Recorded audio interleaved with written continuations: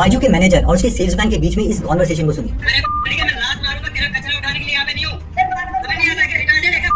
यहाँ पर सेल्समैन को गालियां पड़ रही है क्योंकि उस सेल्समैन ने जिस पेरेंट्स को कोर्स बेचना था उसे कहा जा रहा है कि तूने इन पेरेंट्स को उतना प्रेशराइज नहीं किया और इसीलिए उन्होंने तेरा कोर्स नहीं खरीदा। बायजू वैल्यूएशन में तो यूनिकॉर्न है बट बहुत बड़े लॉसेस से वो सफर कर रही है। सिर्फ इतना ही नहीं, इंडिया में 100 से ज्यादा यूनिकॉर्न्स है जो कि हमें दुनिया में तीसरे नंबर पर पहुंचाता है। सबसे ज्यादा यूनिकॉर्न है अमेरिका में, सेकंड चाइना में और तीसरे हैं हम। लेकिन सच्चाई ये है कि 100 में से 69 यूनिकॉर्न्स लॉसेस में, जिसमें फ्लिपकार्ट, अनअकैडमी और मीशो जैसी कंपनीज शामिल है। इवन एक सर्वे में ये पता चला है कि 2022 में जो 74 यूनिकॉर्न्स थे उनमें से 55 यूनिकॉर्न्स ने एज अ टोटल 48,000 करोड़ का लॉस किया था। यानी ऑन एन एवरेज हर ₹1 कमाने के लिए हमारी ये सारी कंपनी ₹1.5 स्पेंड कर रही है। और वहीं पर अगर हम पुरानी कंपनीज को देखें तो 2022 में गोदरेज ने 17,000 करोड़ का प्रॉफिट किया, टाटा सन्स ने 22,000 करोड़ का प्रॉफिट किया और रिलायंस ने 67,000 करोड़ का प्रॉफिट किया। तो सवाल ये है कि जो नई कंपनी जो लॉस करी जा रही है वहीं पर हमारी पुरानी कंपनी सिर्फ प्रॉफिट पर फोकस कर, इन दोनों में डिफरेंस क्या है इसे समझने के लिए सबसे पहले हम बायजूस और आईटीसी की केस स्टडी समझते हैं। देखिए सबसे पहले समझते हैं बायजूस की केस स्टडी को। रविंद्रन बायजू एक ऐसे स्टूडेंट थे जिनके एक बार नहीं 2 बार कैट में 100 परसेंटाइल आए, जिसकी वजह से उनके पास एक टाइम पर 15 करोड़ स्टूडेंट थे और उसी की वजह से जो उनकी कंपनी की वैल्यूएशन है वो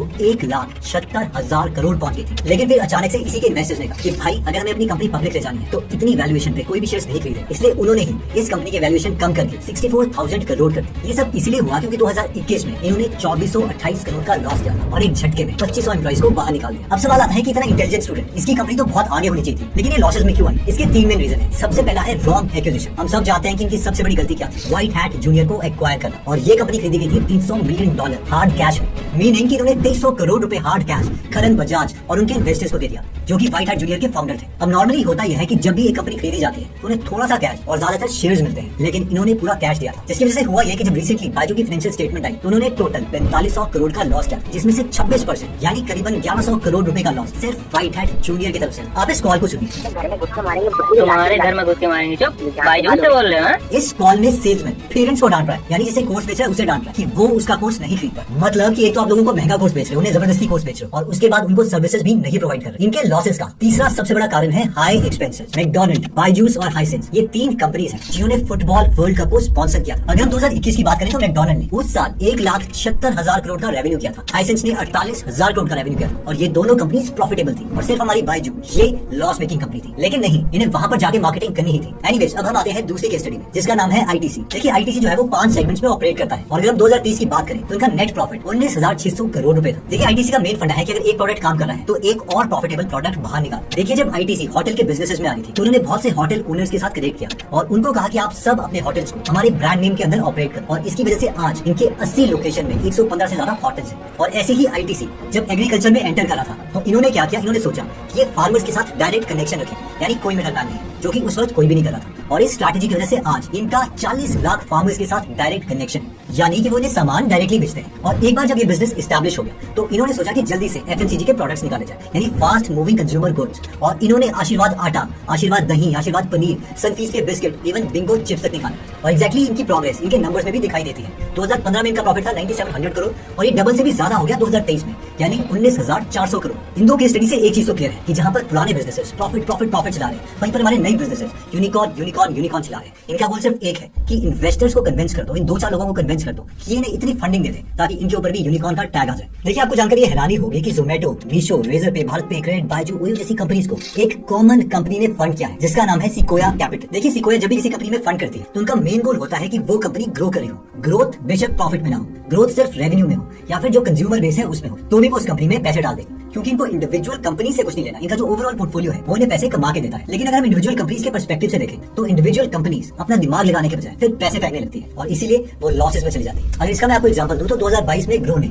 350 करोड़ का रेवेन्यू किया, लेकिन इसका 73% 254 करोड़ रुपीस मार्केटिंग में स्पेंड करे। वहीं पर जीरो था जो कि स्टॉक मार्केट ब्रोकर ही है, उसने कमाई की 4963 करोड़ रुपीस और इसमें से सिर्फ 1.7 करोड़ रुपए मार्केटिंग में स्पेंड करे। और जहां पर अब ग्रो कंपनी का 239 करोड़ का लॉस है, वहीं पर जीरोधा का आज का प्रॉफिट 2700 करोड़ है, यानी सब टैक्स वगैरह देके 2700 करोड़ रुपए अपनी जेब में। अब सेकंड रीजन आता है finding a market gap. Market gap का मतलब है ये पता लगाना कि मार्केट को एग्जैक्टली इस वक्त किस प्रोडक्ट की जरूरत है। अगर मैं 1939 की बात करूं तो उस वक्त जो बिस्किट्स थे वो बाहर से इंडिया में इंपोर्ट होते थे, जिसकी वजह से जो उनकी कॉस्ट थी वो बहुत ज्यादा थी और इसी वजह से जो अंग्रेजों का ब्रांड है ब्रिटानिया वो ही इंडियंस को खाना पड़ता था। अब हुआ ये कि उस वक्त हमारी कंपनी थी पार्ले और वो कन्फेक्शनरीज का काम करती थी, यानी उनका पहला प्रोडक्ट भी एक ऑरेंज टॉफी थी। उन्होंने देखा कि कई लोगों को ये जो बिस्किट है वो बहुत महंगे लगते हैं, इसलिए सेम क्वालिटी का एक सस्ते प्राइस में बिस्किट लॉन्च होना चाहिए, यानी उन्होंने मार्केट गैप देख लिया और इस प्रोडक्ट को लॉन्च किया जो आज हम सब जानते हैं, पार्ले जी। ये प्रोडक्ट बहुत फेमस हुआ। सेकेंड वर्ल्ड वॉर के दौरान जो ब्रिटिश इंडियन आर्मी थी वो ब्रिटानिया नहीं पार्ले की बिस्किट खाती थी। आज पार्ले के पास 130 से भी ज्यादा फैक्ट्रीज हैं और 50 लाख से भी ज्यादा रिटेलर्स हैं, जिसकी वजह से 2022 में पार्ले ने 16,000 करोड़ रुपए का रेवेन्यू किया। और इसके अंगेंस्ट अगर हम नई कंपनीज की बात करें तो वो बिना मार्केट गैप को पहचाने ही नया प्रोडक्ट लॉन्च कर देती है। फॉर एग्जांपल कोविड के टाइम में सुपर लर्न नाम का एक स्टार्टअप लॉन्च हुआ था, जिन्होंने yoga, arts, craft, dance, sudoku, वैदिक मैथ जैसी एक्टिविटी स्टार्ट करी थी 3 से 13 साल के बच्चों के लिए। अब उस टाइम लॉकडाउन था, इसलिए पेरेंट्स अपने बच्चों के लिए कोई भी प्रोडक्ट खरीद रहे थे। लेकिन लॉकडाउन खत्म होते ही ये कंपनी ना जाने गायब होगी, क्योंकि ये लॉस मेकिंग कंपनी थी। नई कंपनीज के फेल होने का तीसरा सबसे बड़ा रीजन है कि ब्लाइंडली फॉलोइंग फॉरेन कंट्रीज। देखिए इंडिया के जो मैक्सिमम स्टार्टअप्स है वो फॉरेन कंट्रीज को फॉलो करते हैं। हमें लगता है जो वेस्ट में चला है बस उसको कॉपी कर लो तो इंडिया में तो चल ही पड़ेगा। और एग्जैक्टली वैसे ही जोमेटो और स्विगी स्टार्ट हुआ था। जोमेटो कॉपी है ग्रबहब कंपनी की और स्विगी कॉपी है डोरडैश की। इसका मैं आपको एक बहुत ही इंटरेस्टिंग एग्जांपल देता हूँ। 2 कंपनीज थी, अर्बन धोबी और आपका धोबी, जो कि कपड़े धोने का काम करती थी। इन्होंने क्या किया, इन्होंने फॉरेन कंट्रीज देखी, वहाँ पर लॉन्ड्री बिजनेसेस बहुत सक्सेसफुल है और इन्होंने डायरेक्टली उस बिजनेस को इंडिया में कॉपी कर दिया। अब फॉरेन में क्या होता है कि अगर 4 लोगों के कपड़े धोने हैं तो उसके लिए ये लॉन्ड्री बिजनेसेस करीबन $200 लेते हैं, यानी 16,000 रुपए के आसपास। बट इंडिया में मुंबई जैसी सिटीज में 2100 से 3,000 रुपए लेके बाई आपके 4 बार महीने में कपड़े धो देती है, यानी 16,000 रुपए में आप 4 से 8 महीने की लॉन्ड्री करवा सकते हो। इसलिए जो नए बिजनेसेस थे वो बंद हो गए, क्योंकि यहाँ पे यूनिट इकोनॉमिक्स काम नहीं करें। यूनिट इकोनॉमिक्स का मतलब है मुनाफे की इक्वेशन। एक बंदे से जो आप कमाई करोगे उतनी नहीं हो पाएगी कि वो उस सर्विस के लिए पे कर पाए। इन शॉर्ट इस टाइप के धंधे को इंडिया में प्रॉफिटेबल करना बहुत ही डिफिकल्ट है। अब इसके ऑपोजिट में आपको एक बहुत ही इंटरेस्टिंग स्टोरी बताता हूँ, जो है बलवंत राय जी की। बलवंत राय जी एक व्यापारी थे लकड़ी के, और उन्होंने नोटिस किया कि जब भी वो लकड़ियां जोड़ते थे तो वो जुड़ती नहीं थी, क्योंकि वो जो ग्लू थी वो बहुत अच्छी क्वालिटी की नहीं थी, प्लस वो जानवरों के फैट से बनती थी, जिसका मतलब है कि उसमें से बहुत बदबू भी आती थी। और इसीलिए उन्होंने स्पेशली इंडिया के लिए प्रोडक्ट बनाया जिसका नाम है फेविकॉल, जो बहुत ही फेमस हुआ। और आज फेविकॉल हर टाइप की ग्लू बनाती है। इसलिए 2022 में इनका नेट प्रॉफिट 12,000 करोड़ रुपए था। नए बिजनेसेस के ना चलने का चौथा कारण है लैक ऑफ इनोवेशन। आप गूगल में जाके एक बिजनेस को सर्च करो, आपको उसी नीश में 4 और सिमिलर टाइप के बिजनेसेस मिल जाएंगे। मैं इसकी आपको एक बहुत इंटरेस्टिंग केस स्टडी बताता हूँ। बिग बास्केट जब निकला था तो उन्होंने एक नया प्रोडक्ट लॉन्च किया था और वो था होम डिलीवरी। यानी कि अगर आप चाहते हो कल 5 बजे आपके घर में ग्रोसरी सब्जियां पहुंच जाए तो आप बिग बास्केट से ऑर्डर कर सकते थे। और जैसे ही बिग बास्केट का ये फीचर सक्सेसफुल हो गया, ज़ेप्टो और ब्लिंकिट ने इसी फीचर को कॉपी कर लिया। उन्होंने कहा कि कल क्यों, हम आपको 10 मिनट में सारी सब्जियां ला के देंगे। अब इससे हुआ ये कि बिग बास्केट का 50% मार्केट शेयर गिर के 30% हो गया। सबसे इंटरेस्टिंग नंबर तो यह है कि हर 100 में से 86 लोग तो ऑफलाइन सब्जियां खरीदते हैं, यानी ये जो छोटी सी मार्केट थी 14% की, उसको भी कंपटीशन ने आके खत्म कर दिया। और उससे भी इंटरेस्टिंग बात तो ये है कि ज़ेप्टो और ब्लिंकिट लॉस मेकिंग कंपनीज है। जहां पे ब्लिंकिट को जोमेटो ने खरीद लिया, वहीं पर ज़ेप्टो को अगर कोई नहीं खरीदता तो वो उसका आईपीओ कर देंगे और हम जैसे इन्वेस्टर्स को उसके शेयर्स देने पड़ेंगे। और इसी के ऑपोजिट अगर मैं आपको एक बिजनेस बताता हूँ तो एक बिजनेस है एस्ट्रोटॉक करके, जो कि एस्ट्रोलॉजी को केटर करता है। देखिए हमारी पूरी इंडियन पॉपुलेशन में से जो 44% इंडियंस हैं, यानी करीबन 62 करोड़ इंडियंस, वो एस्ट्रोलॉजी में बिलीव करते हैं, और मैं नहीं करता। एनीवेज, अब ये जो कंपनी है एस्ट्रोटॉक, उन्होंने इन लोगों के लिए प्रोडक्ट बनाया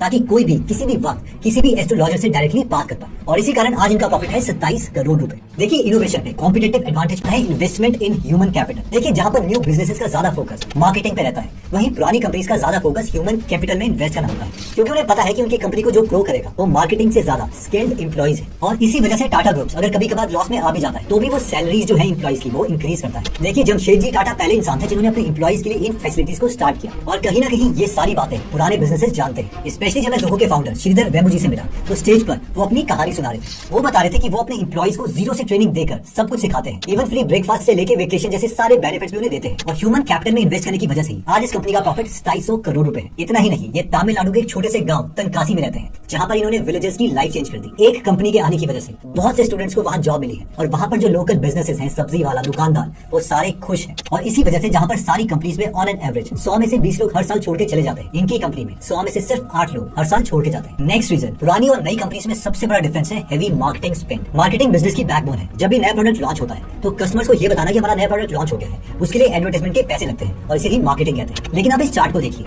ये chart white hat junior company का है जो कि बायजूस ने एक्वायर की थी, और ये उसके एक्सपेंसेस है। यहाँ पर हम क्लियरली देख सकते हैं कि 2021 में व्हाइट हैट जूनियर ने 800 करोड़ से भी ज्यादा रुपए मार्केटिंग में स्पेंड किए थे, जो कि उसके रेवेन्यू का 36% था। और वहीं इसके अंगेंस्ट हम रघुनंदन कामत जी का एग्जांपल देख सकते हैं, जिन्होंने अपनी कंपनी नेचुरल आइसक्रीम को बिना कोई मार्केटिंग के ग्रो किया, और आज वही कंपनी अपनी रेवेन्यू का सिर्फ 1% ही स्पॉटेड रीजन आता है डाइवर्सिफिकेशन। जो भी पुराना बिजनेस है वो हमेशा नए नए प्रोडक्ट लॉन्च करता रहता है, यानी वो अपनी प्रोडक्ट की रेंज डाइवर्सिफाई करना चाहता है। इसका मैं आपको एक बहुत ही इंटरेस्टिंग एग्जांपल बताता हूँ। 1977 में जो विप्रो कंपनी थी वो पाम ऑयल बनाती थी, और उस टाइम ये डिसाइड हुआ था कि जो IBM है, यूएस की IT कंपनी, वो बाहर जा रही है इंडिया से। तो विप्रो ने सोचा कि नई कंपनी लॉन्च करनी चाहिए, विप्रो इंफॉर्मेशन टेक्नोलॉजी लिमिटेड। अब क्या हुआ कि 1981 में विप्रो ने एक मिनी कंप्यूटर लॉन्च किया, विप्रो 86 सीरीज वाला, और अपने पहले ही साल में उन्होंने 2 करोड़ का रेवेन्यू किया। अगर इसको हम इन्फ्लेशन एडजस्ट करते हैं आज के टाइम में, तो इसका अमाउंट होगा 41.77 करोड़। और अगर हम आज की यानी 2023 की बात करें, तो इस साल इनका रेवेन्यू था 92,000 करोड़ रुपीज। और विप्रो का नाम इंडिया की फॉर्च्यून 500 कंपनीज में भी शामिल है। इन कंक्लूजन हमने ये 7 पॉइंट्स देखे जो पुराने बिजनेसेस